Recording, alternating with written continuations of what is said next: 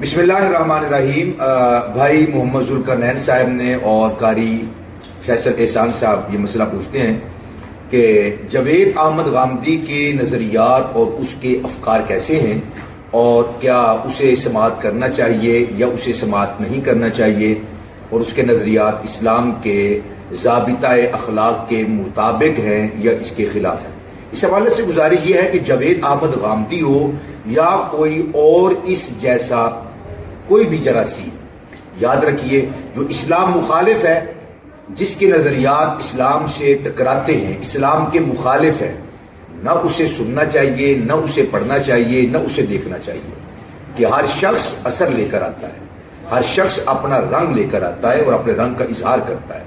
اچھے لوگوں کی صحبت اچھا رنگ لے کر آتی ہے، برے لوگوں کی صحبت برا رنگ لے کر آتی ہے۔ خالق کائنات بری دوستی کے بارے میں قرآن مجید کے اندر ارشاد فرماتا ہے وَيَوْمَ يَعُضُّ الظَّالِمُ عَلَى يَدَيْهِ يَقُولُ يَا لَيْتَنِي اتَّخَذْتُ مَعَ الرَّسُولِ سَبِيلًا يَا وَيْلَتَىٰ لَيْتَنِي لَمْ أَتَّخِذْ فُلَانًا خَلِيلًا۔ کہ روز قیامت بری صحبت اختیار کرنے والا شخص اپنی انگلیوں کو کاٹ رہا ہوگا، تکلیف کے اندر ہوگا، اور وہ کہے گا کہ اے کاش کہ میں نے فلاں کو دوست نہ بنایا ہوتا۔ جب انسان کسی کو سنتا ہے، کسی کو دیکھتا ہے، تو بعض اوقات اس کی محبت دل کے اندر راسخ ہو جاتی ہے۔ اب وہ محبت حق بھی ہو سکتی ہے، وہ محبت باطل اور مردود بھی ہو سکتی ہے۔ جس شخص کا نام جاوید احمد غامدی ہے، اس کے نظریات قرآن مجید، فرقان حمید، سنت متواترہ کے بہت سارے اس کے نظریات اور افکار بالکل مخالف ہیں، متضاد ہیں۔ جیسا کہ جاوید احمد غامدی صاحب کہتے ہیں کہ اگر کوئی شخص خود کو مسلمان کہتا ہے اور مسلمان کہنے کے بعد اگرچہ وہ جتنا بڑا بھی شریف کلمہ کفر بولے، ارتداد کرے، گستاخی یہاں تک کہ معاذ اللہ کرے، تو بھی اس شخص کو ہم مسلمان کہیں گے، اسے غیر مسلم نہیں کہہ سکتے۔ جبکہ قرآن مجید فرقان حمید سے یہ بات بالکل واضح ہے، اور یہ عین قرآن کے مطابق ہے کہ مسلمان کو مسلمان کہا جائے گا، منافق کو منافق کہا جائے گا، اور کافر کو کافر کہا جائے گا۔ جو ارتداد کرتا ہے اور مرتد ہو جاتا ہے، دین اسلام کو چھوڑ دیتا ہے، اسے مرتد کہا جائے گا۔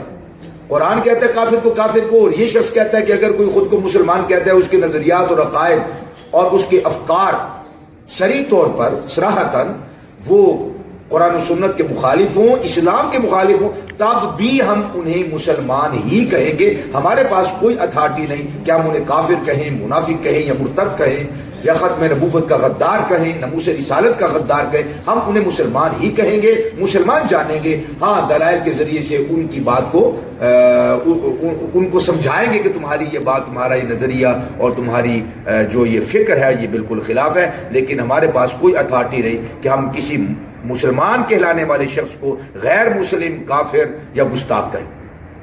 یقیناً ہمارے پاس کوئی اتھارٹی نہیں، بالکل 100% ایسا ہی کہ ہمارے پاس کوئی اتھارٹی نہیں، مگر جب قرآن اتھارٹی دے، دین اتھارٹی دے، اسلام اتھارٹی دے، اور اصحاب رسول کا یہ وتیرہ، یہ سنت، یہ طریقہ ہو، ائمہ مجتہدین کا جب یہ طریقہ ہو، تو پھر ہم از خود اپنی طرف سے یہ بات نہیں کہہ رہے، ہم تو وہ بات کہہ رہے ہیں جو قرآن کہتا ہے، ہم تو وہ بات کہتے ہیں جو رسول اللہ صلی اللہ علیہ وسلم نے ارشاد فرمائی ہے۔ اگر قرآن و سنت مرتدین کو مرتد نہ کہتا تو ہم بھی کبھی انہیں مرتد نہ کہتے۔ اگر قرآن ان کے ارتداد کے باوجود انہیں مسلمان مانتا تو ہم بھی مسلمان مانتے۔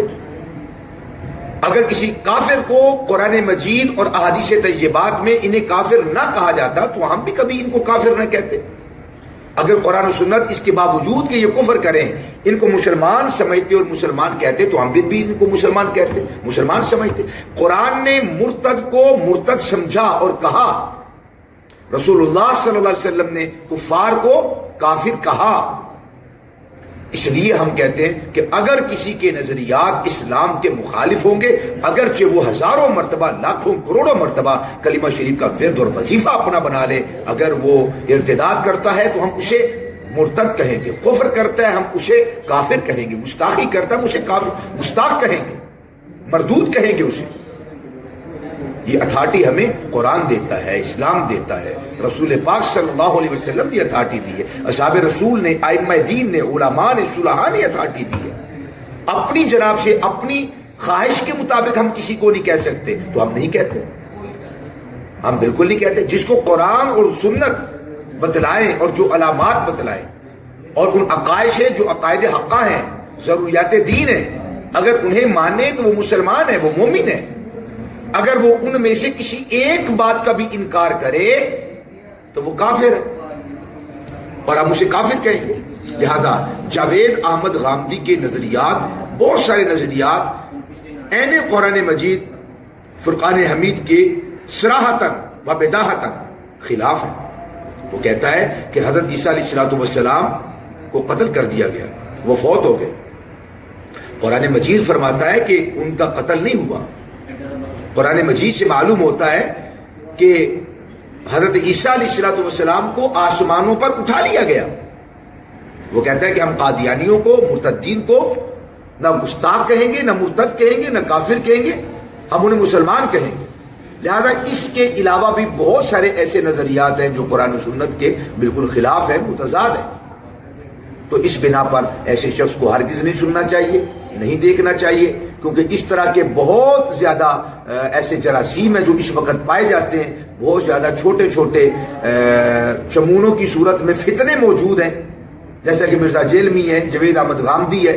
تو ان جیسے لوگوں کو ہرگز نہیں سننا چاہیے، بلکہ اپنے اکابرین کو، اپنے صلحاء کو، علماء کو، جو عین قرآن و سنت کے مطابق گفتگو کرنے والے سنجیدہ و متین علماء ہیں، ان کی صحبت اختیار کیجئے، ان کو سماعت کیجئے اور ان کو فالو کیجئے. اللہ تعالی ہم سب کے دین و ایمان کی حفاظت فرمائے.